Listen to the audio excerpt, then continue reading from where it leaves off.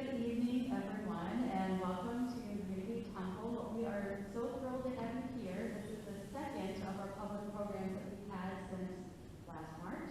And even though the building isn't open to the public for tours yet, we are so glad to be able to present our public programming. This is the first in a series of 4 lectures for our Break the Box lecture series on healthy architecture, the impact of design on well-being. And tonight we are so glad you could be here in person, and for those of you who are live streaming, thank you so much for joining us tonight as well. And we will have a recorded version of tonight's presentation available that we will send a link to you after the event tonight. So this is Laura Thompson, a board member of the Unity Temple Restoration Foundation. I think I forgot to introduce myself. My name is Heidi Early. I'm the executive director of UTRF. And we're just so happy to welcome you here tonight. In addition to tonight's lecture, we have 3 more coming up. One in November about the epidemiology of Chicago Tower architecture. One in February about biomimicry and nature's influence on architecture and design. And then one again in April about urban planning. Thank you. This is why I'm to remind me of everything. In addition, we have a wonderful chamber music series program that we just launched last week. And then next month we'll start our dance series. So we hope you keep an eye on those and come back and revisit us for these other programs. So now I'm going to welcome tonight our moderator for the evening, Patrick Loughran. He will be helping to field questions during after Antony's lecture. If you have a question, if you're here in person, he'll be able to get to you. If you are live streaming, please enter it into the chat and we will be able to get your questions out as well. So Patrick is a principal at Edge Partners. He's a noted facade expert and the author of 2 facade books, Falling Glass and Falling Pale Stone. Licensed as both an architect and an engineer, Patrick serves in a dedicated project leadership role and is a key member of the firm's technical group. He's an adjunct professor at IIT, a regular national presenter, and served as the glass expert on National Public Radio show, Wait, Wait, Don't Tell Me. So Patrick, thank you for being here, and let's get the lecture started. Thank you, Heidi. I'm going to take this mask off just when I'm here, as Antony, when I return to my seat, I'll put it back on. So what Heidi didn't mention is that I live in Omaha. I grew up, and I'm very happy to welcome my fellow partner, Antony Lloyd, who I've known for many years. So Dr. Antony Lloyd is the Chief Executive Officer, of the Council on Tall Buildings and Urban Habitat. We call it CTUH. He's responsible for the day-to-day running of the council. Wood also has a study associate professor at the College of Architecture at the Illinois Institute of Technology in Chicago, and a visiting professor for tall buildings at Tongji University of Shanghai. A UK architect by training, his field of specialization is the sustainability design of tall buildings. Prior to becoming an academic, Wood worked as an architect in practice in Hong Kong, Bangkok, Kuala Lumpur, Jakarta, and London between 1991 and 2001. He has been the principal investigator for numerous funding research projects, and I will tell you all here today, he is the closest thing Oak Park has to an architectural rock star. So, with that, Antony, I'm looking forward to your lecture.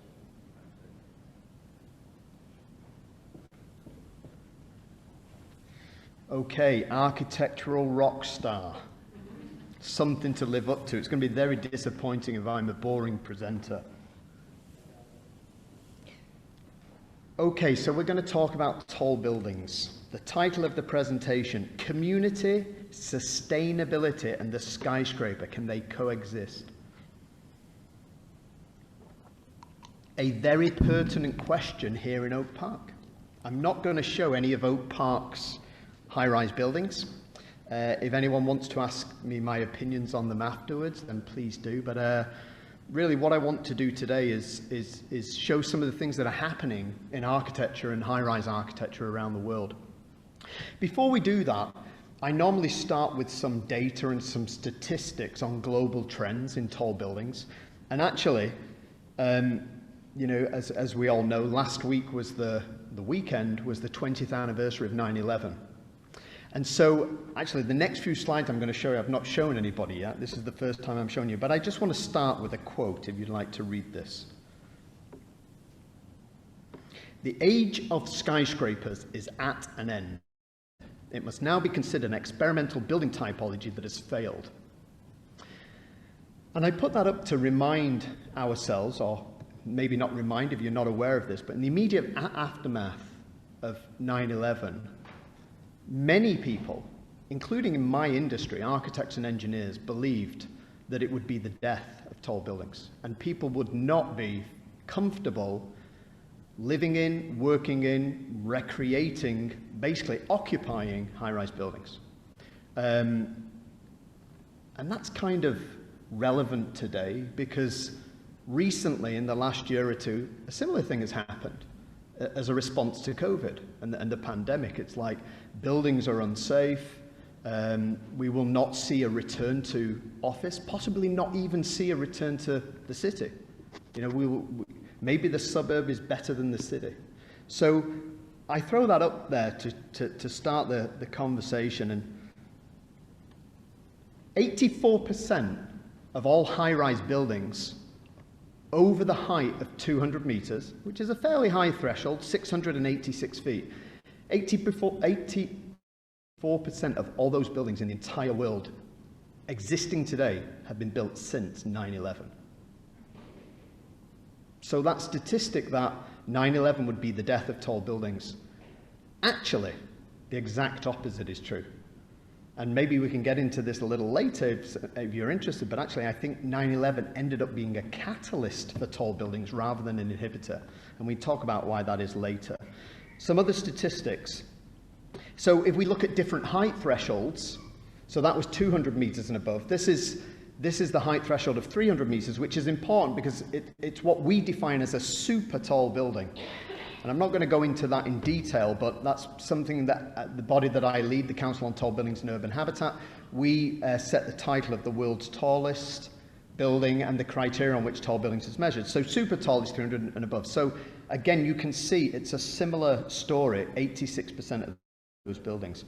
If we look at the very tallest end, this is the history of the world's tallest building, which started in Chicago in 1886, and today that title resides in Dubai with the Burj Khalifa, which is 828 meters tall. So you can see there World Trade Center, 5th from the right, 6th from the right, and you can see the height of buildings that have happened since then. Of the 100 tallest buildings in the world, again, 86 of them have been built. And really, to put this into context on an annual basis, in the decade before 9/11, in the 1990s, the entire world was typically building 12 buildings per year greater than 200 meters. Last decade, that was 112 buildings every year. You know, almost a 6-fold increase. 8 of the 10 tallest buildings in the US, you know, and 9/11 had ripple effects. It had the biggest impact in the US and it had ripple effects all around the world. But 8 of the 10 current tallest buildings in the US have been built since 9/11. The only 2 on that list that predate 9/11 is Willis Tower here in Chicago and the Empire State Building. By the way, the original World Trade Center towers, if they were still alive today, would be 31st and 32nd tallest in the world. It's not that long ago since they were the tallest in the world. And this is a graph that shows where these tall buildings are located, and the dark blue here is America, is North America. The light blue is Asia and the Middle East. So you can see what's happened. The majority of these tall buildings at the taller end, super tall buildings especially, there's been a huge shift from North America to Asia and the Middle East. That does not mean we're not building tall buildings in the US. And this chart here shows that actually, you know, in the decade 91 to 2001, the US was typically building one of these buildings per year, and that's now about 6 per year. So it's not saying that we're not building tall buildings in the US. We are. You know, it's the same kind of statistics. They're just not building them at the absolute tallest, super tall end, because the dialogue around the world's tallest and the motivations for the world's tallest has moved on to Asia and the Middle East. And to be quite frank, it doesn't stack up here financially. And most things here are driven by the market. Most architecture is driven by the market, and the market doesn't stack up. Okay. So, so that's what's been happening around the world in terms of massive numbers of tall buildings being built. Why has it been happening? So let's look at the drivers and the influencing factors. So the first one, it's always been a driver for tall buildings, always will be, land price and return on investment. A developer can get a lot more financial return, 60 stories on a site than 6 stories. Driver 2, the appetite for global icons. And what this means is that many cities around the world believe that they need a skyline to be taken seriously. The last 3, 4 tall buildings, and I'm pretty sure all those that are going to, the world's tallest buildings, it's been very explicit that they were built to put Dubai on the map, to put Kuala Lumpur on the map, to put Taipei on the map. And you can actually see it in the titles of the buildings. These buildings typically used to be called Chrysler Tower, Sears Tower. They were about a corporation really saying to itself, okay, we can get all our people in one office building, and if we, you know, design something beautiful, and if we call it Sears Tower, then we get free branding. Well, the exact same thing is happening. It's just now countries are doing it. Countries and cities are doing it. They're competing with each other by, designing and building these super tall, iconic buildings. Not necessarily a good thing, by the way. Come back to that. So number 1, financial. Number 2, this quest for global icons and this feeling that to be taken seriously as a first world city, you need high-rise buildings and you need a skyline. Driver number 3, population growth. This graph shows it all. There's just a heck of a lot more people on the planet. Where do we put them all? And that's linked to this graph, which is one of my favorite graphs. And by the way, I'm not going to talk about data all night, but if you only remember one piece of data that I tell you tonight, to go home and tell your children or your partners or whatever, just please remember this because it's the most important data, really. United Nations statistics show that there are 1 million people urbanizing on this planet every week. 1 million people moving into cities or being born into cities every week. So we as a species that inhabit this planet need to build Chicago every month, the equivalent of Chicago, to cope with this urban migration. So the next question is, well, where do all these people go? By the way, the countries where that is predominantly happening, this huge urbanization and population migration, you know, in descending order, China, India, Indonesia, Turkey, Brazil, and many other countries which would perhaps be classed as the developing world. But it's not just the developing world. You know, and this graph here shows what's happening in the US. The US predicts a 0.7% per annum population growth, which is 228,000 people more per year, and they're not all conveniently being distributed equally throughout the US. Actually, there's another migration going on in the US, which is from Rust Belt to Sun Belt, such that places like Dallas and other cities are seeing a net migration gain of 52,000 people per year. Where do those people go? So it's the same thing that's happening in China and India and other places, it's just a different scale. On top of that, we have changing social demographics. And the way I like to describe this is, people don't like each other as much as they used to. Divorce rate is up, single-family households, there's more need for them, and various other social dynamics, which is also affecting the need for accommodation. And driving Driving tall buildings, driving tall buildings. But the key one, which goes back to the population growth and urbanization, is really about urban density, because the American model of cities has really been about a dense downtown working core with a horizontal, ever-expanding suburb to support a dense downtown. Well, in the context of 1 million people urbanizing every week, if the world does that, we're not going to exist on this planet for that much longer, to be quite frank. There's just not the space and the energy it takes to, first of all, create a city in that way, but then to operate the city, to run the infrastructure, the linear infrastructure to support that city. The commute to and from work is completely unsustainable. So certainly in our organization, we believe that cities need to densify and develop in a denser way. And so that means some element of verticality. But I'm going to come back to what type of verticality in a minute. This is another of my favorite graphs. This shows the relationship between urban density and energy efficiency, energy consumption. It's predominantly in transport, but it doesn't really matter. It's that relation to urban density and energy. And you will see on the bottom right there, one of the most sustainable cities on the planet is Hong Kong. Now, I lived in Hong Kong for several years, and I'll tell you why Hong Kong is sustainable, and I'll tell you what is the difference between sustainable cities and unsustainable cities. It's very simple. It's infrastructure. It's all about infrastructure. So in Hong Kong, for example, when you step outside your door, if you want to go for a pint of milk or whatever, you have a plethora of transport options.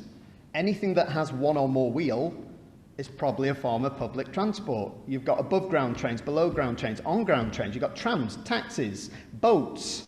You can walk for miles without touching the ground on Skybridge networks. You can walk below ground, rickshaws. As opposed to Houston, and I apologize if anyone's from Houston, or a lot of American cities where if you want a pint of milk in the evening, then your choice is to walk 2-3 miles or get in a car and drive.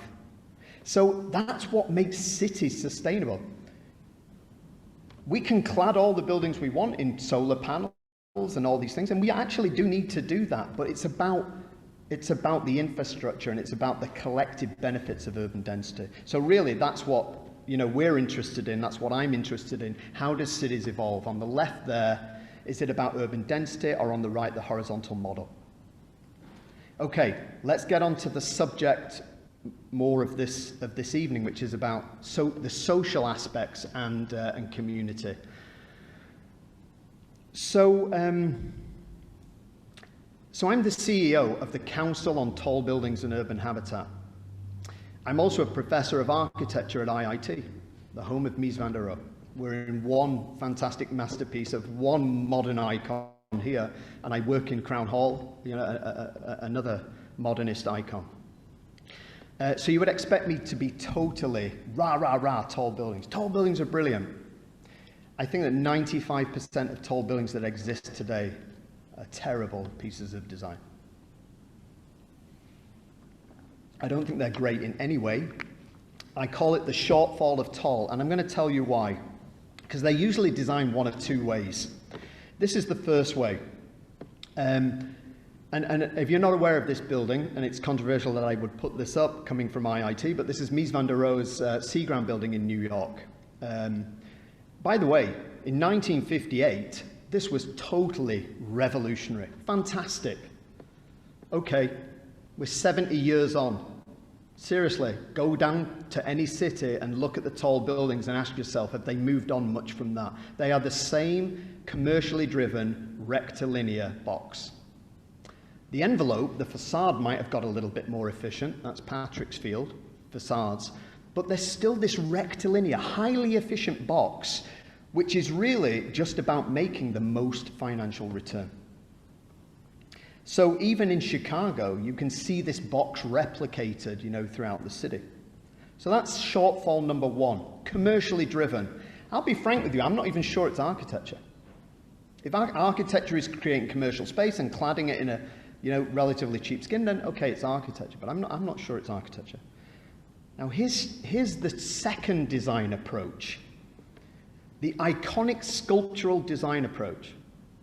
And this is, tall buildings get designed as pieces of sculpture, right? And literally they are designed like any other piece of sculpture, on a sculptor's table almost, and then they are superimposed onto a city, and the relationship between the building and the city is a purely visual one.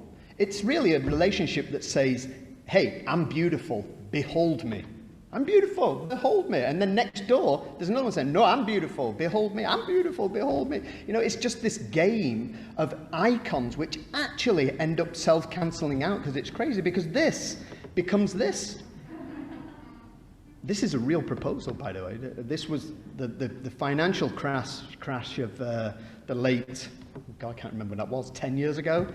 The last financial crash put this to bed. But these are real proposals, and I ask you: is this a city or is it a zoo? It's a menagerie, isn't it? No, it's just a zoo of these competing icons. And here's the ultimate perversity: these tall buildings are being, supplanted on cities around the world that might have thousands of years of vernacular tradition in architecture.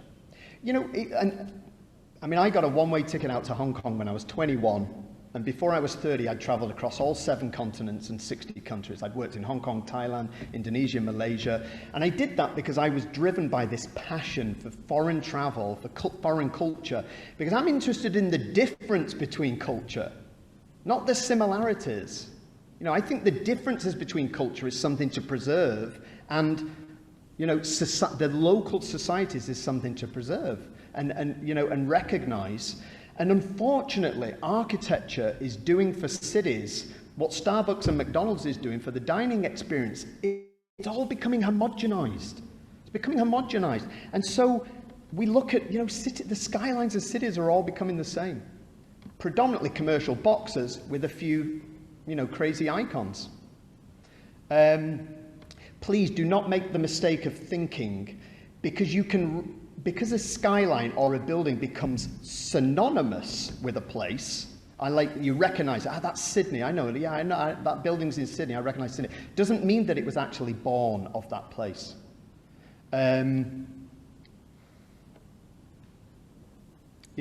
this homogenization of cities is not a great thing. And what we see is, we will see maybe a design competition, let's say in Moscow, and for high-rise buildings, and maybe one gets chosen, and then the other 4 or 5 ones that don't get chosen, they'll pop up again a few years later in a competition in Shenzhen, China, or Toronto, or Chicago.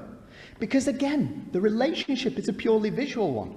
It's a purely, I am here to behold. So the synonymous thing, if it becomes synonymous with Dubai, but to be quite honest, it becomes synonymous with, Baku, Azerbaijan, or wherever, if you put it there.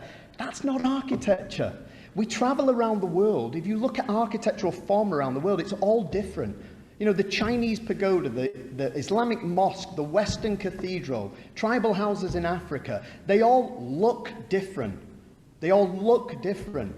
But the reason they look different is because the inspiration, the architectural response has to be different. Because they've got to work with local materials, the local climate, local society, the physical things going on. And to be quite frank, that went out the window globally with 1950s modernism, in my view. Because a lot of modernism believed in the universal architecture, the work of Mies van der Rohe and others. So this is one of my favorite images. I want to take you back almost 500 years to a place called Shibam in Yemen. And I want you to just look at that city, 500 years old. Yeah? There are no 2 buildings the same there, and that was both incredibly high and incredibly dense when they built that city. There are no 2 buildings the same, but there are none of these self-sanctified icons popping out. There's a commonality, there's a beauty, there's a harmony of material, of approach. By the way, There's narrow streets because in the hot desert, you don't want a 6-lane highway that no one's going to walk down. So we kind of used to know how to do things in a human way, and we've kind of lost the ability to do it now. You know, the other side of this as well, if you're not clear that I'm pretty critical of a lot of tall buildings, is the social equity part of it. So I remember when I arrived here 15 years ago from the UK, at that time, tall buildings were extremely controversial in London. They'd recently built the Swiss Re, the Gherkin, you might know that building. And by the way, it's on every London promotional campaign for the Olympics or whatever, because the people love it. They love the Gherkin. That's become absorbed into the conscience of the city. But it was hugely controversial when they built it. Unfortunately, a lot of the buildings they've built since then are not of the high quality, I think, of the Gherkin. But I remember arriving in the US, and then a debate was raging. The debate was raging here about the Chicago Spire. Do you remember that project, Calatrava? And then the debate moved on to rage about New York.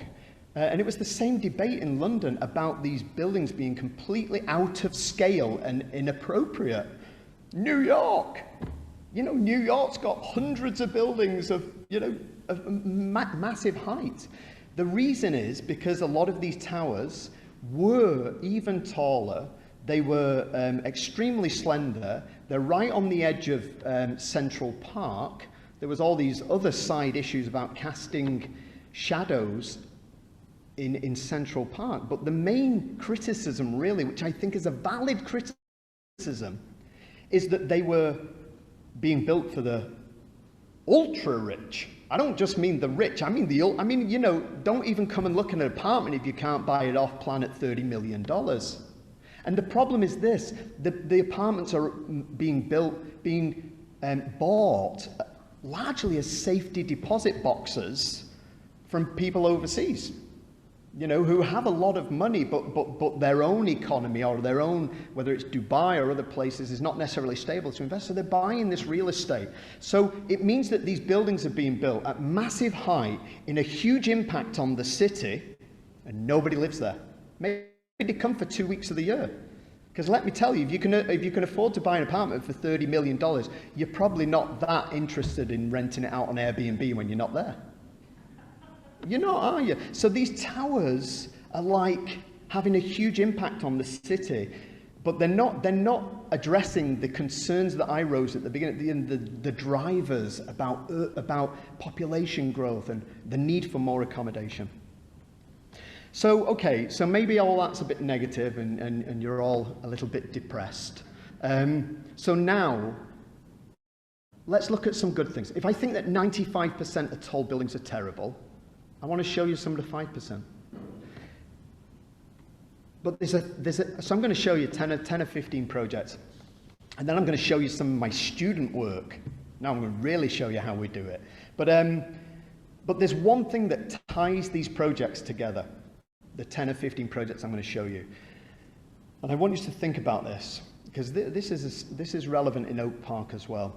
And this gets onto the societal part of this, the topic that we're talking about tonight, that I'm presenting on.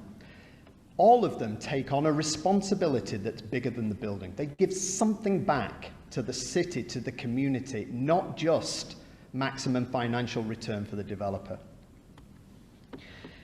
So I could have showed you lots and lots of projects that incorporate vegetation into the building. I chose one in Santiago, Chile. We need to start to build our cities out of vegetation. I'm not even talking about just putting green walls there. We need to start to bring vegetation into the city and start to build the city out of vegetation, not just steel and glass. The science behind this is proven. The science, the psychological benefits. People perform better in natural environments. We're animals. The sequestering of carbon, the cleaning of atmosphere, the creation of habitat for insect, and there's 20 benefits scientifically proven of the benefits of bringing vegetation into cities. There's also other benefits, like this is the same project that I show you left and right there. In summer, it's all dense, foliant vegetation. which helps to protect, to shield the office space behind from high solar gain. You know, actually, I'm not sure if this is office or residential, but it's the same principle. It's thick vegetation in summer when the sun is intense, so the vegetation shades that sun. Instead of wasting more energy to put blinds on the outside of a glass facade that you didn't need to build out of all glass to begin with. And then in winter or fall, the vegetation starts to thin out, and it allows the sun through when it's cold and you want it. It's one of my favorite projects. It's about 5 years old. It's a twin tower residential scheme in Milan. It's called Bosco Verticale. That translates to vertical forest. And this is just a phenomenal project. In terms of every residential unit has its own little piece of forest, not just a few Mickey Mouse plants. I mean, this is significant trees. And to stand under that tower, which I did a few years ago, and look up, is like no other sight in the world. Yeah? So, and back to my criticism earlier about these all glass towers, these, you know, rectilinear box, all these silly icons. I mean, I would argue that the architectural expression of that tower speaks to the challenges of the age that we live in, which are predominantly climate, carbon, societal, pandemic type challenges. Now we see a living, breathing architecture, which is, to me, this is the age that we live in, not these, you know, all glass rectilinear boxes from 70 years ago. So vegetation in cities, vegetation in buildings, vegetation in high-rise buildings. Let's just do it tomorrow. Let's just dictate it that all buildings need to introduce vegetation into their palette.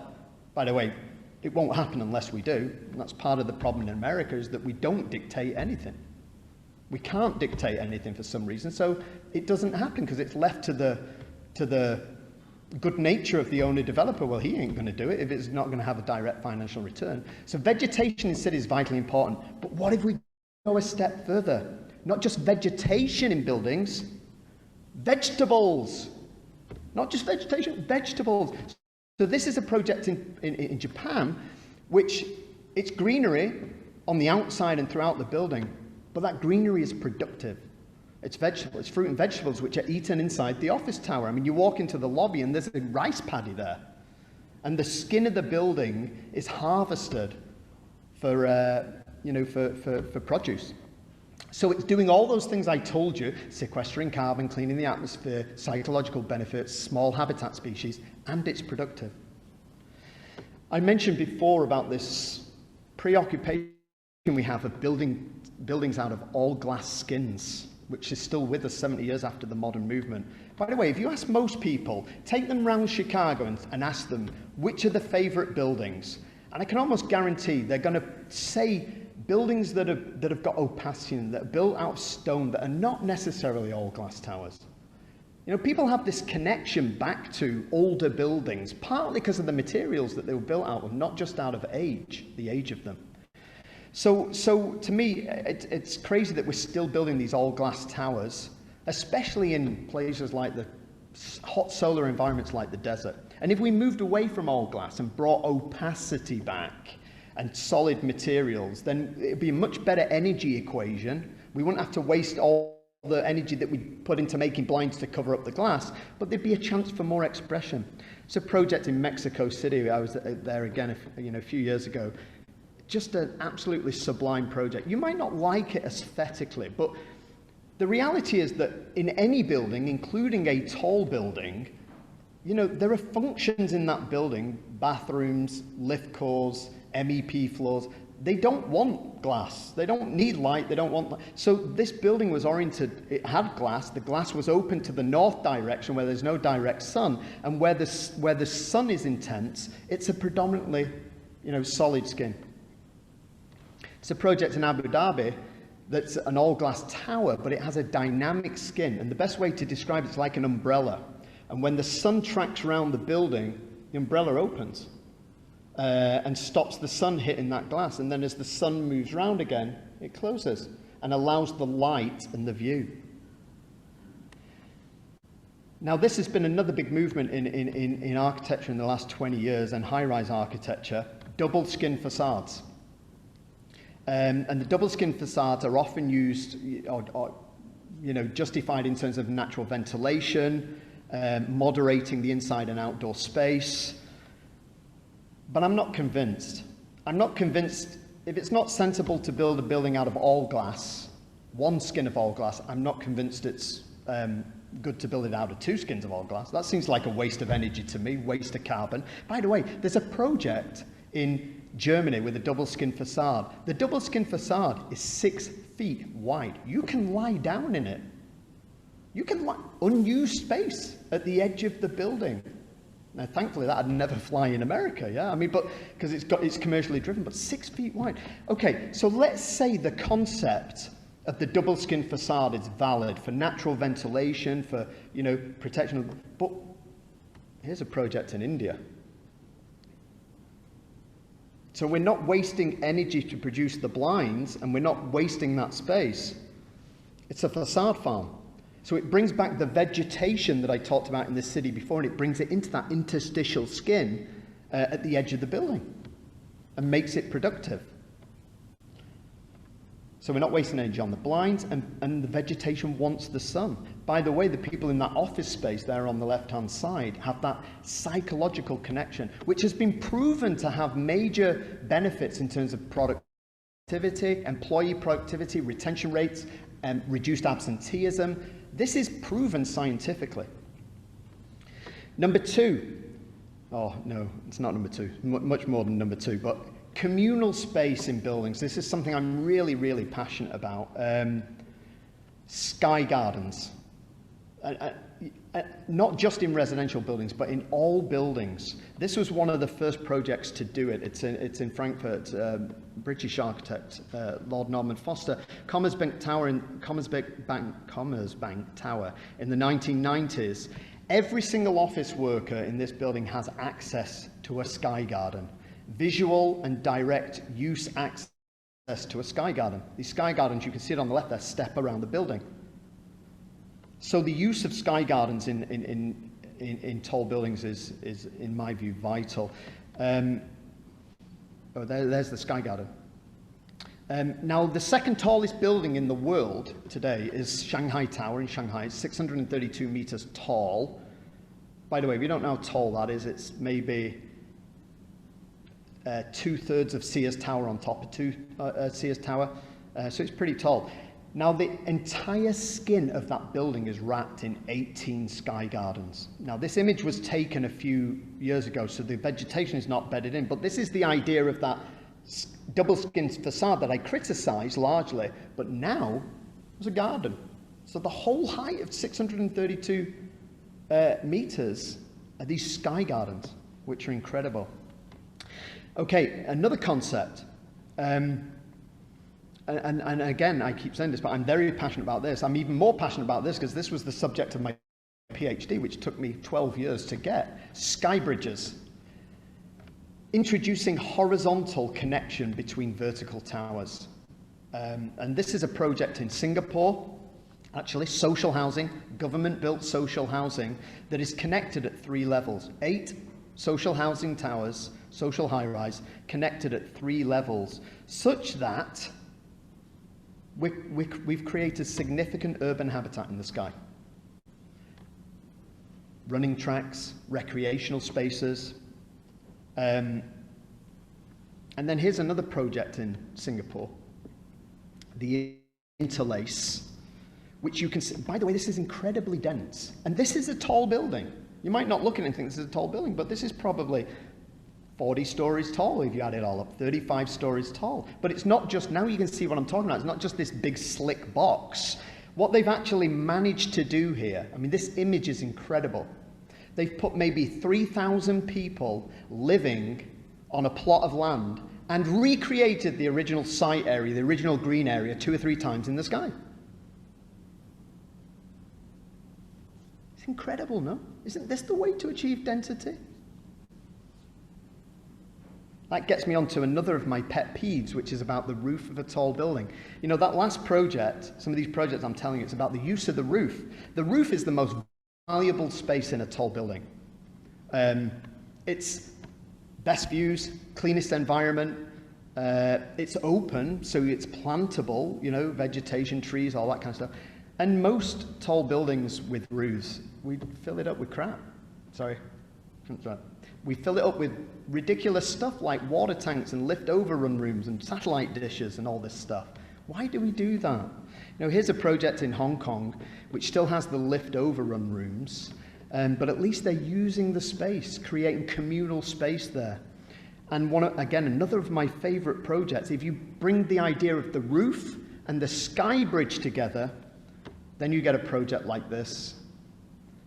Marina Bay Sands in Singapore. I'm only showing you real projects here. You know, that's the 60th floor. Now, come on. I mean, that's just, you know. So what are we waiting for? What's the problem here? Are we waiting for Martians to come down and design our buildings better? Do we not have, well, we're clearly demonstrating that in certain parts of the world we can do it. Well, why can't we do it in other parts of the world? We're not waiting for technological developments. We're waiting for the ability to deliver bigger visions, you know, politically, economically, and socially. I want to bring this together into a series of diagrams, which to me is how I think, you know, with my students about reconsidering the vertical city. So I want to take you back to that scenario of a city that's seeing rapid population growth and urbanization. So first of all, let's imagine this city. This is an existing city. 1 million people live there right now. It's predominantly a low-rise city. There might be a couple of mid-rise buildings. But the thing I want you to concentrate on here is anything in colour, because anything in colour signifies infrastructure.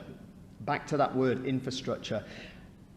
And when I say infrastructure, I don't just mean roads, rail, power, lighting, water, sewage. I do mean all those things, linear infrastructure.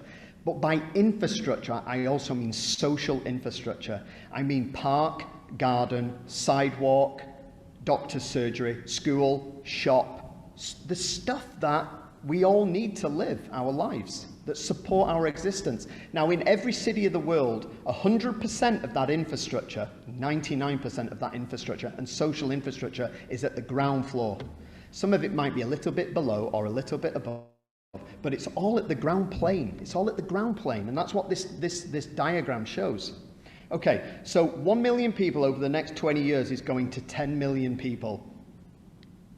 9 million more people are going to go and live there. It's not science fiction. It's not science fiction. I can take you to cities right now where that's happened in the last 10, 15 years. So where do those 9 million people go? Well, they can't go outwards because the reasons I described earlier, the loss of land, the consumption of land, and the energy to create that horizontal city, and then everyone commute in 2 hours. So there's only one way they can go, up. So there's the solution. Absolutely not. Because every single one, those white boxes, every single white box there is either an office, a residential, a hotel, or some mix of those three things. Because that's what's happening in tall buildings. Well, what about the other stuff? So that's not the way forward. I think we need to start to think about tall buildings as a piece of that infrastructure-rich 2D plane, flipped vertical, with the infrastructure, with the garden, sky garden, with the schools, with the shops, with the doctor's surgeries, with the infrastructure. And then if we started to link that with bridges, connections, then we would get this vision of what we call sustainable vertical urbanism, which is this idea of connected 3D, multi-layered city. Now, you've all seen this before. I'll tell you where you've seen this before. In every single science fiction film of the future. You've all seen it. From Blade Runner onwards, you've all seen it. Why? Because to those people that are creating cities of the future, it seems silly to them that we would go to 100, 200, 300 stories and not bring in the horizontal. It seems stupid to them that we would go ever more vertical and not bring in the horizontal. Well, we're all stupid because that's what we're doing. You know, we need to bring in the horizontal. And although that might seem like a utopian vision from a professor in an ivory tower, and I admit that is the case, and I see my job to agitate in this way, but is there any financial basis for that? Well, let me add this, because I think there is a financial basis. If we go back to the low-rise scenario, who pays for the sidewalk, the park, the sewage, the lighting, the power? Who pays for that? The government, out of taxes. Well, we just put 9 million people more there paying taxes. The buildings themselves need to become public-private partnership, where it's not just a developer, to be quite frank, doing what the hell they want, you know, in terms of designing a commercial box, but actually they might be designing a segment of the building, and then there's government collaboration to finance the sky garden within it, or the bridge to the next one, and all these things. So, I'm not stupid. I know that it has challenges, but I've already shown you some projects that do that. Now, I've got one final section, if you permit me. Do I still have time? Am I okay?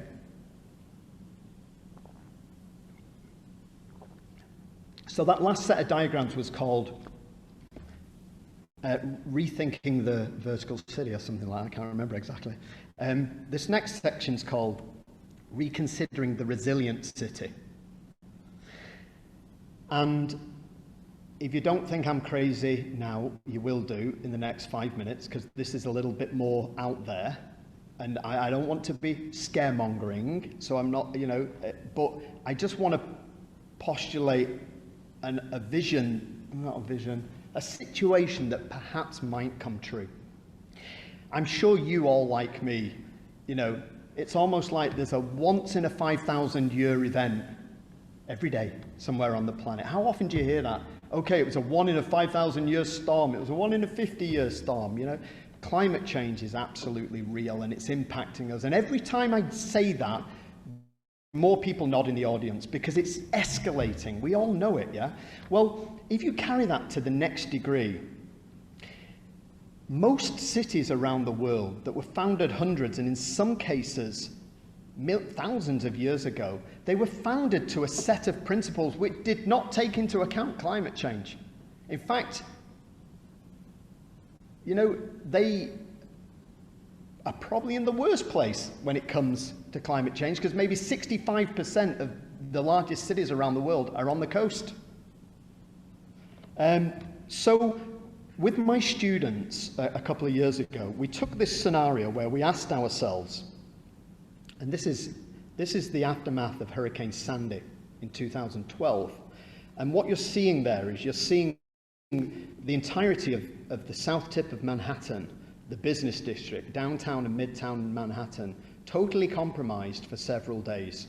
Any buildings that have got lights there had their own kind of generators, but those buildings were unusable for several days. And by the way, a similar thing happened a few weeks ago. Many buildings were flooded. And so the question that I put to my students is, are we ever going to see a time when existing cities become unviable, not unsustainable, unviable? Can we really make them resilient? And would we ever get to a point where, if a Hurricane Sandy happened every day or every week and we couldn't prevent it, would we ever get to a point of saying, okay, existing cities, a lot of them they're done. They're just not viable, and we need to create new cities, brand new cities. And then the very next question is, okay, well, if we do, where would we put them? And the very next step to that is we put them in the most sustainable location. Well, what does that mean? And the biggest impact on sustainability, let me tell you right now, is location. It's not wind farms and solar panels and even vegetation, it's location. And we wondered whether humanity, at some point in the next 100, 200 years, would have to get strategic about where it locates humanity, where it actually locates. And so therefore, in principle, the most sustainable location, it just comes down to simple deductions. It would be somewhere where it doesn't get too hot in summer. You don't need energy to air condition all the spaces. It doesn't get too hot in summer, doesn't get too cold in winter. It's definitely not on the coast with a 6-meter sea level rise predicted. It's probably not in an earthquake zone. It's not in Hurricane Alley. Yeah. And so we started to look at the world and think, if we had to get strategic, so we took this vision of okay, United Nations Task Force 2,100, and you all have. So we sent the students out into different terrains around the world, and we said, if you had to start again with a city in this particular terrain, what would it become? In a desert, in a mountainous area, in grasslands, in the middle of the ocean. And I want to just give you a snapshot. I'm not going to go into a lot of detail, to be honest. There's not a lot of detail there. I want to just give you a snapshot of some of the visions that we came up with for cities of the future. You might be horrified. So if you were designing in a mountainous area, the students here took the inspiration of the rock forms. So the city became this, like an extension of the mountains forward. And there's other, you'll see my earlier point about a harmony of the architecture and a materiality about the architecture as a whole rather than these silly icons. It also had a rationale in terms of working with the height. So, for example, the bottoms of the towers, lower down the mountains, had an alpine environment, and the top were harvesting glaciers. And by the way, that's completely real. So the Burj Khalifa now, the Burj Khalifa is the tallest building in the world, 828 meters tall. Well, the external air temperature at the top of the Burj, just think about this for a second. The external air temperature at the top of the building on any given day is 8 degrees cooler than the bottom. The moisture content in the air at the top of the building is radically different to the bottom. The amount of particulate in the air, meaning sand and other stuff, is completely different at the top of the building than the bottom. Here's the thing. The climate at the top of the building is totally different to the bottom. So I've talked a lot in this presentation about how buildings should be different depending on their climate, meaning in Africa or Asia or wherever. But now we're building buildings so tall that they cut across 2 or 3 climate zones just in themselves. So why the hell are they the same all the way up? The program's the same, the skin's the same, everything's the same. So that idea of these, this mountainous city, a different part of the building having a different responsibility, contributing to community and society in a different way, is maybe not so far-fetched. What's the problem of building a city in the desert? Hot sun, too hot, no water. Well, actually, look at this, the inspiration of this wadi, the little oasis. So the students here built this city, because water does exist in the desert. It just exists at 500 meters and above in the cloud and the fog, and that can be harvested. So the students, basically started the city at 500 meters and above, where they could harvest the water. In the grasslands, this project was inspired by termite mounds, which are some of the most environmentally efficient and clever structures in the whole world. So the buildings kind of echoed that. Remember this image? Remember this harmony and this kind of, no two buildings are the same, but there's a kind of something going on here. Hopefully you've seen that. The rainforest. You can't build in the rainforest. Of course you can't build in the rainforest, but there's so much of the rainforest that was deforested that they managed to build a city in this deforested area in Brazil, in the Amazon, and use the city to repair that and bring the jungle into 3 dimensions. The sea. By the way, the sea, the middle of the ocean, has the greatest energy generating potential of anywhere. Not every ocean, but in certain oceans, because you've got almost unblocked solar energy, wind energy, and tidal energy. Yeah, those are the 3 main energies that we kind of, plus other ones that we're looking at. So could we build cities in the sea and make the most of creating energy? There's some very big structures in the sea. Very big, like continent-sized or countryside oceans. So that's what this scheme did. It looked, could we actually build cities in the ocean? This was one of my favorites. The melting ice caps. melting ice caps. What can we do about it? I can't do anything. Can't do anything about it. It's all melting. There's nothing we can. Irreversible. It's increasing sea level rise. It's changing the temperature of the water. It's just messing everything up. Well, maybe we could. And this proposal built linear cities down to bedrock to basically, when the ice melted, it doesn't go into the sea. It's captured. So for the 6 months of the year where it's continual sunshine and daytime, this is a little bit like the wall in the Game of Thrones, this big wall that just goes for miles and miles and miles. So the ice melts because the city goes down to bedrock. It captures that water before it gets in the sea, and it's water. And you can imagine people on jet skis and whatever, in the kind of summer. And then when it comes into perpetual night, then the water freezes and that water is retained. So, crazy ideas, maybe. But the point I'm saying is that we're not thinking on these levels at all about how cities can really address, the challenges that we face. So there's this view of the wall trapping all this melting ice. So the final set of diagrams, what we did was, we went back to this idea, having studied all this, which is the most existing sustainable locations. So we looked at the 224 cities of the world that had populations of 2 million. There they are. If you're a city of 2 million, you've got a red dot on that map. By the way, 45 of those are mega cities, meaning 10 million or more. Yep, there you go with the orange thing. And then we looked at the risks to them. So from a risk of a 6-meter sea level rise, 51%, so I was wrong with what statistic I said for, 51% of existing cities are really, really threatened by sea level rise. Hurricanes, 17%. Seismic hazards, we didn't necessarily take the most extreme, by the way. We didn't take a low level, we took extreme levels, 20% of existing cities based in high seismic zones. Water stress. Oh, don't even get me started. Water stress. 38% of cities just don't have enough water, including many cities here in the US, by the way. This temperature are in very, very cold areas, 25%. Are also in very hot areas, meaning so much energy to cool them down, 48%. And then we put it all together and realized that we're totally got no chance on the planet. We put it all together, and by the way, if you want to go out and buy some land or real estate, take a picture of this diagram, and here's what was left. The most sustainable locations on this planet. Now, don't take a picture of this for obvious reasons, but by the way, I'll just give you the names in case you want to.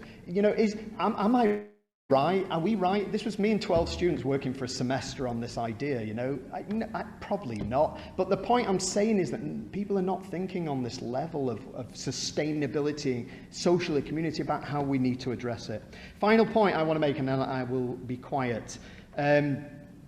We've talked a lot about tall buildings, talked a lot about the future and what's happening now. But I want to take you back and talk about tall buildings and longevity. So I want to ask a question. By the way, we're now building a tower in the deserts of Saudi Arabia, which will be 1 kilometer high. That, if you don't know how tall that is, it's almost 2.5 times Sears Tower. 1 kilometer high.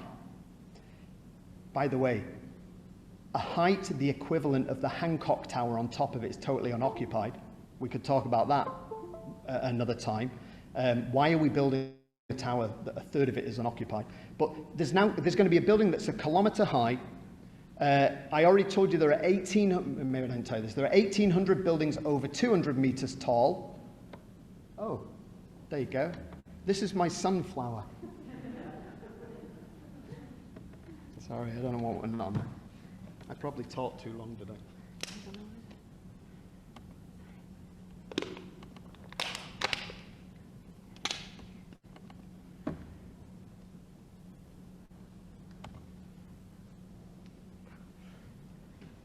Okay, so we're building a building 1,000 meters high, 1 kilometer high in the deserts of Saudi Arabia. There are 1,800 buildings greater than 200 meters tall, 686 feet.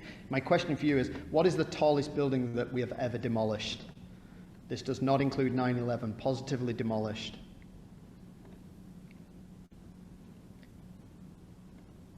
The Singer building, it was 187 meters tall and it was demolished in 1968. Actually, full disclosure, it's technically not true. There's another one that they took down, just finished a few months ago, that was a little bit taller. But the point I'm saying is, we are building these buildings and they are going to be with us for hundreds of years probably, and we have no concept of what different lives those buildings are going to go through in terms of the external challenges from climate change, the internal challenges from the market, and we are not designing them more than, in some cases, a couple of years ahead, just soon enough that they can be sold and made a profit to somebody else. This is a problem. So community, sustainability, and skyscraper, can they coexist? Can they coexist? Absolutely. But they're not really now. Okay, thank you.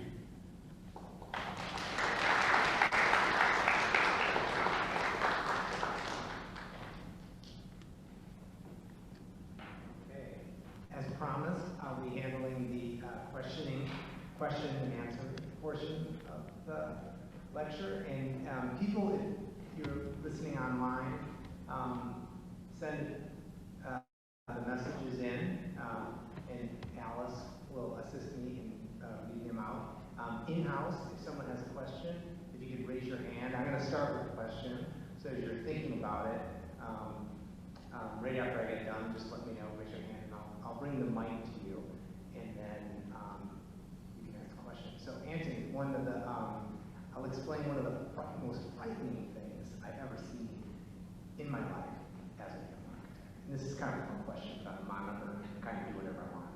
So I was working on a project in Abu Dhabi, and we took a trip to Dubai, and we went to see the Burj Khalifa. And on the way to to Dubai, you take this highway, and next to the highway, there were these, it's somewhat similar to what you had shown graphically in your student presentation, but there was this, I would call it a forest of 30 and 40-story buildings. And they were just one after another. And with confidence, and my question to you is, it reminds me, it's a reverse of that Field of Dreams movie where, if you build it, they will come. And what I'm touching on is this idea is every week 1 million people move towards these urban cities. But tell me about, because I don't know, and you should know because you're the CEO, tell me about that forest of buildings that are outside of Abu Dhabi. I mean, I'm talking about hundreds of 30, 40-story buildings, which with confidence at the time, I think were abandoned.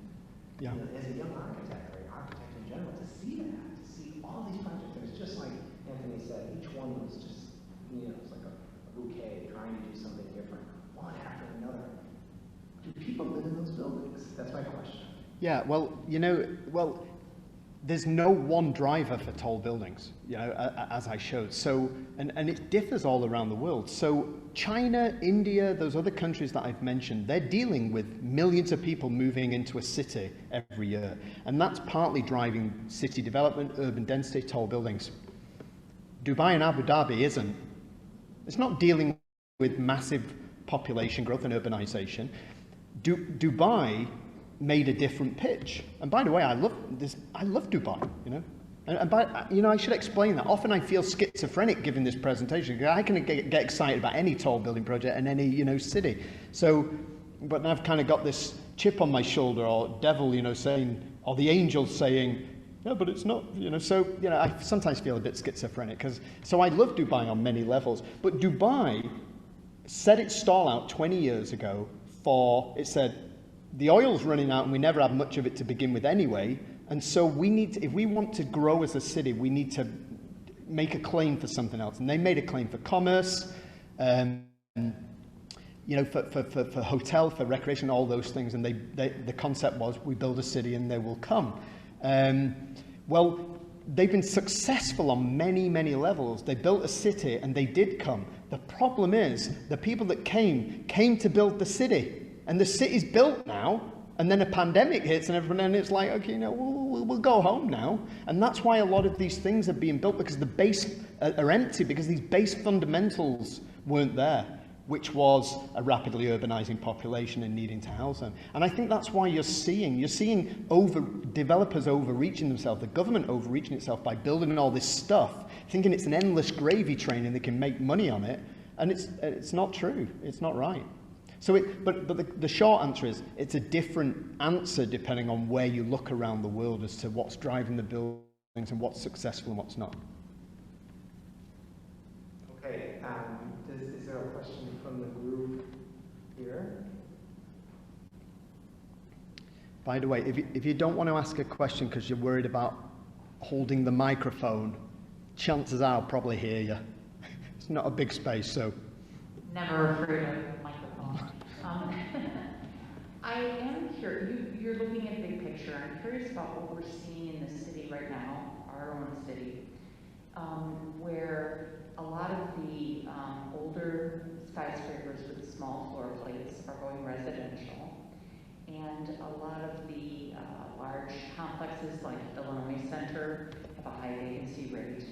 And now we learned through COVID that many of us work very well at home, and there isn't such a need to come to a city center to work.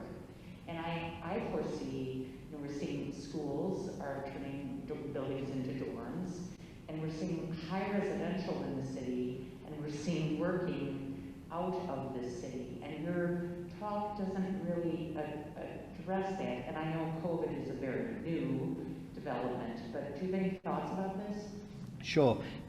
I mean, I think long term, and this might not sound a lot, but I can tell you it's a lot. I think long term, we're going to see a 35% reduction in office space in all cities around the world. About a third is my gut feeling. And that might not sound like a lot, but it is. A third. And the reason I've arrived at that figure of a third is because my organization, we've gone back to work 3 days a week. I don't mean while the Delta variant plays out, I mean forever. We've gone back 3 days a week because one of the good things coming out of COVID, not many good things, but one of the good things was, people realizing that they could work from home, and that transition that happened very, very quick. However, the office environment is still vital for many organizations for a whole bunch of reasons, not least the communal side, the mentorship of young staff, and all the rest of it. So I don't think that on balance, organizations, especially bigger ones, are going to just let everybody work from home. Despite announcements from Twitter and whoever now and again, the majority of organizations I don't think are doing that. They're going to work from home X number of days a week. Now in our case, that's 2 days a week, which means, so that's 60%. Yes, 60%. So, but then there's an equal and opposite reaction because of COVID, which is, but the space needs to evolve because now not everybody's working at desks. So what do we need? We need more communal space. We need more meeting space. We need more, bounce into each other's space or whatever. And we don't want people sat on top of each other. So that will have an equal and opposite, not equal, it will have an opposite reaction. And that's where I think we're probably going to see about a 35% reduction. And that will have big impacts on the office, but it does, the office and the city, but it doesn't mean that the office is dead and the city is dead. It just means that there will be less of it. And then there'll be another reaction to that because everybody thinks that there's been a shift from office working to work from home. But actually, it's been a shift from office working to the work from anywhere. It's the work from anywhere. I bet we've all done it, yeah? It's like, it's a nice day today, I'll go and work in the park, or I'll go to Starbucks and work. So it's not just about, okay, well, homes are going to evolve. Our whole fabric will evolve because there will be places that are set up, to take advantage of the people working from anywhere. I'm not talking WeWork and those things. I'm talking about social space, the cafes and things like that. So I don't know if that answered your question, but that's partly why I started with 9/11. 9/11 was just a knee-jerk. We will never have tall buildings again. And look what's happened since. And there has been a knee-jerk reaction to COVID that, okay, no one's going to ever want to go into cities again. I do not believe that. I don't see evidence of it. I see a reduction, but in time I see it balancing out. There will be a long-term impact, but it won't be the death of the city. And by the way, if it is, then we're really in a big mess. If we go back to the horizontal suburban model against some of the pressures that I've shown in my presentation, we're going to be in a mess as a species, all species on this planet.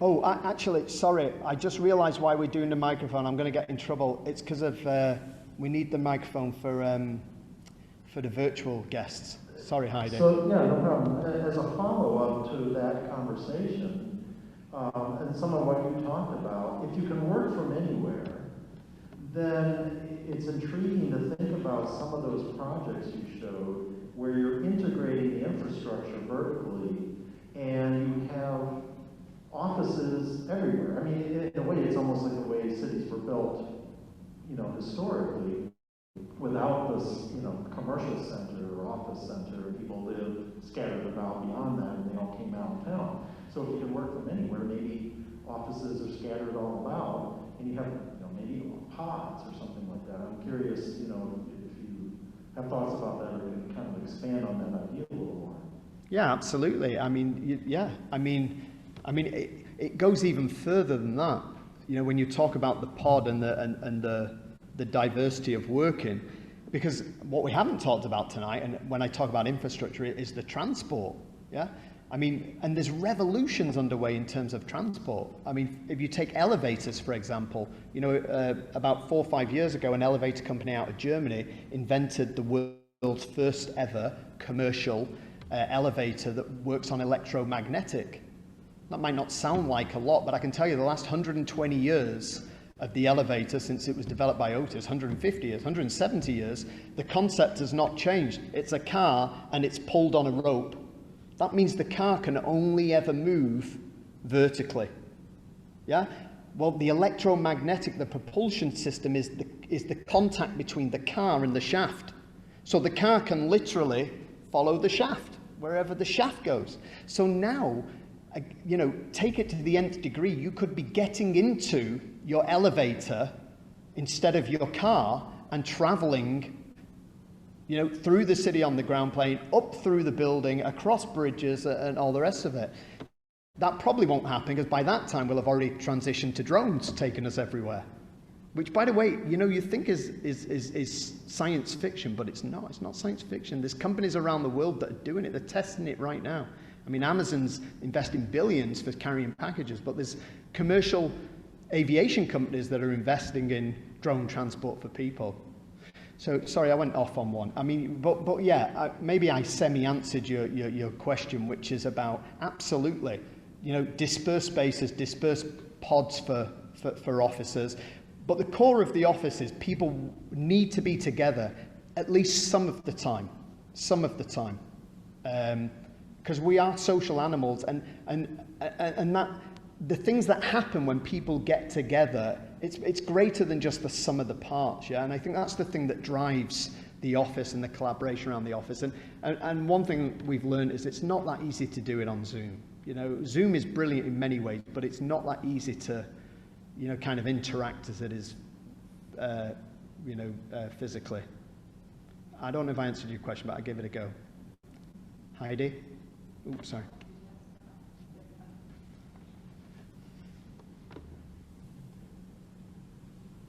Do you have any comment on the new building in Oak Park, the new structures with the old? Now, I am guessing that you are Patrick's mother. Am I right? Patrick told me he'd asked his mum to attend, and he's planted that question. I have a lot of opinion about the buildings in Oak Park, high-rise buildings, and I don't think they're very good, really, to be honest, the high-rise buildings. In fact, I think they're what I've already explained. They're just almost 100% commercial entities. And I think they could have been so much more. And what upsets me about them in Oak Park, maybe it'd be okay if it was Naperville. Sorry if you're from Naperville, but this is Oak Park. People travel thousands of miles from around the world to come and see the architectural legacy of Oak Park. I live in the Frank Lloyd Wright district. My kitchen looks out on the Hurtley house, you know, and great, but we're not investing in that anymore. You know, the last decent building that we put up here was probably the library or the little structure in Austin Gardens. It's like we've sold out. It's now just back to the commercial. We can do whatever, whatever. Brings in some tax dollars. Okay, let's do it. Those buildings are going to be around for 200 years. There's no more plots of land to build on unless they knock down, the gap thing and build there. I mean, it's like, it's such a shame. We could have done so much more. We should have dictated that every single one of those buildings had public access at the roof. Public, not communal, not just for the people who lived there. They have such a big impact on the community. Yeah, they have a visual impact. If you want to put a porch on your house, I don't care, I'm never going to see it, but these buildings have a big visual, impact, block out sun, all the rest. They're buildings with a big impact. And therefore, they should give something back.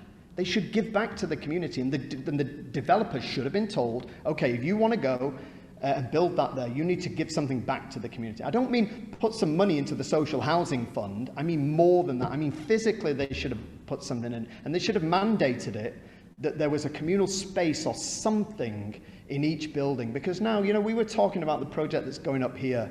It's going to start soon, and okay, there was a backlash against it because it's in the shadow of Unity Temple, and so now it's only going to be 6 or 7 stories. But to be quite frank, it's uninspiring architecturally to say it's 2 doors away from Unity Temple. And I'm being polite, really. Well, okay, maybe we could have gone to 15 stories, but done something really special. And now, suddenly we get a different perspective on Unity Temple because there's a communal space up there, and we're looking down on Unity Temple in a way that nobody ever has before. Do you know what I mean? So we just follow the maximum commercial route without even thinking about what the possibilities really are. Short answer, I don't think the tall buildings that have gone up in Oak Park are very good. That was a very good question. Heidi. Good question, Patrick. Hinging off of kind of what you were just saying and talking about newly built buildings, what can we do to retrofit existing buildings for some of these ones in Oak Park? What can we do to make them better moving forward, or are we stuck with the way they are? No, we're not stuck with them the way they are. Well, it depends, and that was my comment at the end. Really, if we want to do something with the existing buildings, we need to design them at the beginning for maximum flexibility. Maximum flexibility. So, I'll be honest with you, a lot of buildings, but tall buildings have already come to the end of the life. But they're almost carrying on because it's impossible to demolish them in a dense urban setting, yeah? And then, it's easy to convert office to residential, relatively easy, Patrick. It's relatively easy to convert office to residential because it's about the floor-to-floor height. Floor-to-floor height for an office building is going to be roughly about 4 meters, 3.5 to 4 meters. You'll want to ask me in feet. I don't know, whatever that is in feet. Residential is maybe a foot lower than that. So it's easier to convert office into residential. It's almost impossible to convert residential into office because of that floor-to-floor height. So why don't we just say, well, let's an uncertain future, let's design this with a lot more flexibility in. But you'll never get a developer to agree to it because in going that higher floor height, they're going to take 2 floors off that they can't sell in the height of the building that they're allowed to go up to. That wasn't your question, Heidi. So the first bit of my response was, we've got to design it in at the beginning, that flexibility, because later it's a lot more difficult to change. Is that the lights going out telling me I've got to go home? You're done, go. But for some of these, other buildings, like we were talking about the building at the Brutalist building in Mills Park, yeah, just while we were having dinner. I don't know. I mean, it's extremely difficult to change that building, the skin of the building. I don't know. I mean, sometimes maybe you've just got to say enough is enough, and we've got to start again, but do it better next time. Although there is, even stripping the building back to its bare structure has a value because of the carbon that's locked into that building. You know, so not knocking it down, but really stripping it back and still using what's there, if you could get something out of it, would be still of some value. What's your thought about Thompson Center, State Illinois building? God, now you're asking me. I bet a lot of what I'm saying is deeply unpopular. I just don't like that building. I don't like it. I don't think it's a great piece of architecture. I don't think it ever was. I don't think it is now. I think as a society, are we beholden to preserve all buildings into the future? Yeah. So I could imagine someone like me saying that about the Chicago Stock Exchange, yeah? And then uproar. I don't think I'd have ever said that about the Stock Exchange, but who knows? So you know, and I don't, if we think it is, if collectively as a society we feel it's of value and it's going to grow in value to the future as an important symbol of an age, then I think we should keep it. But being frank with you, I don't feel that strong passionately where I'm going to go and lay down in front of a tractor to stop them knocking it down. Also, with your level of expertise in your field, how adaptable do you think that really is? I don't think it's very adaptable. I mean, it's got the big atrium in the middle. I mean, to be honest, I don't know enough about the building. I mean, the people that want to preserve it for what it is and how it looks right now, you know. So I don't think they would be happy with it being stripped back to structure and doing something quite radical. But I might be wrong. To be honest, I don't know enough about that project other than, you know, what I feel about it personally.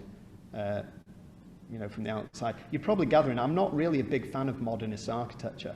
I'm not. I mean, and by the way, I do not include Frank Lloyd Wright in that. Frank Lloyd Wright, that's why I chose to live here, you know. My wife says she's an architect. That's why we chose to live here, because of Frank Lloyd Wright, largely. So Frank Lloyd Wright, to me, was one of the greatest architects, if not the greatest architects. He's not in the same pantheon with Mies van der Rohe and even Le Corbusier, in my view. He was a local architect. He would get the thing I'm talking about, creating an indigenous response that responds to climate. He just did it in such a fantastic way with this evocation of the prairie. You know, I don't think he believed in a universal architecture. He didn't believe in a universal architecture at all, in the same way that a lot of modernist architects did. So if we're to make changes, what would be some of your recommendations for governments, for communities to make those changes, to build those types of vegetation buildings and people buildings? Yeah, that's a very good question. The question is, so what needs to change, or what would I recommend be the changes? And this is where we get into very dangerous territory now, because there's only one thing that needs to change. It's dead simple. It's politics. Everything I've shown you tonight, or what I'm advocating, it doesn't require architects to get more creative. They already are. It requires a change in political vision. So Singapore, you know, I showed you some projects in Singapore. People used to laugh at Singapore because they banned chewing gum. Still hasn't got over that 30 years later. Everyone remembers Singapore because they banned chewing gum. What city would ban chewing gum, yeah? But I was telling you, I mean, 80% of people in Singapore live in government-built high-rise housing. You know, those 5 words in the West, government-built high-rise housing, social housing, has spelt disaster for the last 70 years. But in Singapore, 80% of people live in government-built high-rise housing in the kind of schemes that I've shown you. Why? It's not because Singapore architects are more creative. It's because the political system supported it, had the vision, and supported it in lots of political, economic, and social ways. Unfortunately, in the West, the problem with politics, I'm not even going, you know, Republican, Democratic. I'm just talking about the short-termism of, you know, never thinking more than the next election cycle. Doesn't allow anybody to plan for the future in the way that Lee Kuan Yew did in Singapore 50 years ago, 70 years ago, 60 years ago. So really, it's probably not the answer that you want, but it's all about politics. And we could have done better in Oak Park. We could have done better. We could have done a lot better in Oak Park, but it needed us just to have a bit more balls and say, you know, we don't need to take the first offer. If you want to build in Oak Park, we should have held an international competition, not for architects, an international owner-developer competition, and invited developers from around the world to come and build in this city. And I think we would have had takers for it, because not all owner-developers are completely commercial.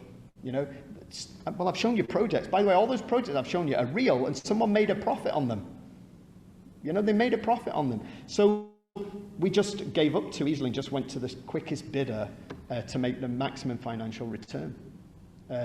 So when I say government, I'm not just talking federal governments, you know, country governments. I'm also talking local governments could do better.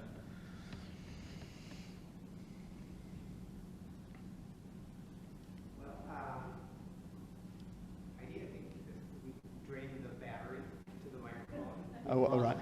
We've lost the image behind us, but I want to thank particularly Dr. Antony Lloyd for sharing his thoughts tonight.